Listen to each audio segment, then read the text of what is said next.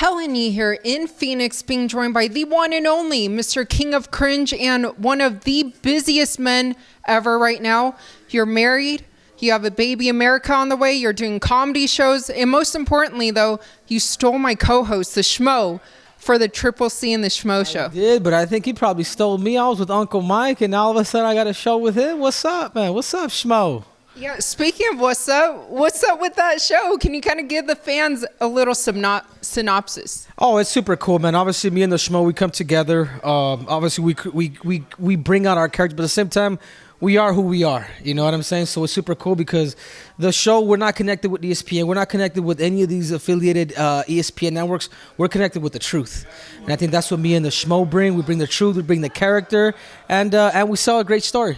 Yeah, every week too, right? Weekly show? Every week. I mean, we're like I said, guys, we talk about not just in MMA but in combat sports. You know, you guys got to stay tuned in for the Brandon Moreno drama that I had with him. That's all on the show. The Tyson Fury, what happened there, what Uncle Mike said, things of that nature, and we got a whole bunch of topics from handing out the gold, silver, and bronze to GOAT talk. I mean, it's a show full of surprises. Absolutely, and I know the fans can't wait to stay tuned and make sure you subscribe to that YouTube channel as well. But speaking of the truth is a lot of fans do want to see you fight Alex Volkanovski, and I know you said on the Triple C and the Schmo Show, I mean, you called him out, did your final call out, but what would it mean for you to win that title, become C4, compared to all your other very accomplishments? Yeah, no kidding. So, that's actually a really good question. That would just put a cherry on top of the other cherry.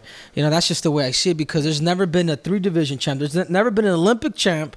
There's never been a flyweight champ who defended his belt. There's never been a bantamweight champ, and I've done it all. Now on top of that, imagine that 4th title, which would make me C4. I mean, it's never been done. I believe I have records that will never be broken in a very, very long time. John Jones's record will be broken. Demetrius Johnson's record will be broken. Anderson Silva's record will be broken. All these guys, all their records will be broken. But look at all this gold, Helene.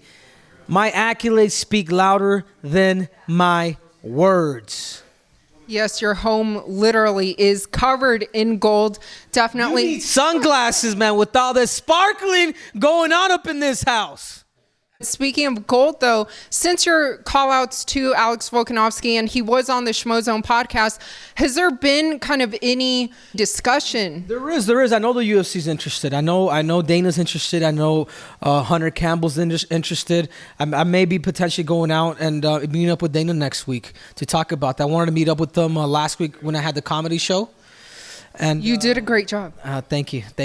All I do is everything I do, it turns into gold, people. But anyways, I have that meeting with possibly with Dana White next week. We're going to talk about it. I have a meeting with Ali on Saturday and just come up with a game plan. I believe he is a perfect matchup. If people want to see history, I've done history enough. People stop doubting me. I have 2 Guinness Book of World Records. I mean, I've done things that nobody's done. Not even John Jones, not even Demetrius, not even those guys that you so-called the GOATs of MMA. Do none of them have my accolades, and you can tag them all too. And none of them have your gold medal as well. But speaking of gold and surrounded by gold, you're training 2 former champions in Davison and Wei Lee. What surprised you the most while working with them? Oh, it's honestly the opportunity. The opportunity is like how far they have gone and how much detail they need. You know, I'm that guy that's detailing the car. I'm waxing that car perfectly, and we would watch video. I mean, it's literally a relationship with these people. Like Wei Lee comes to my house at least once a week. We watch video. We talk about the mindset. We're completely honest with each other. And our fight camp is strictly business, where we have a formulated camp where we're simulating the fight as much as possible, all based on numbers, all based on the opponent they're gonna fight, and all based on their gifts. So to them, it's a whole new world of what they're doing. Like, if people ask me why is it that Triple C has gone like this, it's because of the structure, the science, the technology, the leadership that I have in my camp. I'm taking it to a whole nother level. Definitely. Well, I saw you post a photo with them today, and in the caption you wrote Stipe, like you're waiting for him too. Can you kind of describe what's going on? No, of course. Even Stipe as a heavyweight champion, as a former heavyweight champion of the world, man, we welcome all these. We welcome the 1%ers over to camp. The guys that have lost their belt because, man, we're structuring something so special. And I'm gonna put my money where my mouth is because you guys will see November 6th. You guys are gonna hear NU from China, and you guys are gonna hear on January 22nd from Brazil. Davidson Figueiredo. Well, I was about to say the Lord of the Ring words, but I can no longer talk smack about it because you know what? He's my brother now. We're official. We're brothers. So the God of War is coming to reclaim his title. Well, not long before that, UFC 267, Islam, he'll be fighting Dan Hooker. When I spoke to Coach Javier Mendez, he spoke about how good Islam is. It's no secret. I've always said, when people talk to me about Khabib sparring, and I say he's never lost a sparring session ever in the history of sparring with me, never. And I'd say he does lose a round here and there. And the one thing that I've never said, who? And the person who is Islam. He's the only one that's ever won a round against Khabib, ever. Ever. He's the only one that's ever done it. No one's ever beat Khabib in a round, never. And all the years he's been with me, the 9 years, no one's ever beat him in a round, never. So if Islam is winning a round here and there, how good is Islam? What does the King of Cringe think of Islam and his future in that lightweight division? Yeah, first of all, Dan, a.k.a. the cheap hooker, he's going to have to really work on his wrestling because Islam does bring that. And what's special about guys that know how to grapple and they're just diehard wrestlers is they won't stop. So if Dan Hooker thinks that the striking, what he's doing, whatever he's doing right now, if he doesn't focus on that wrestling, you guys are going to see him get punished. And he's picked up everything from Khabib. From his top control.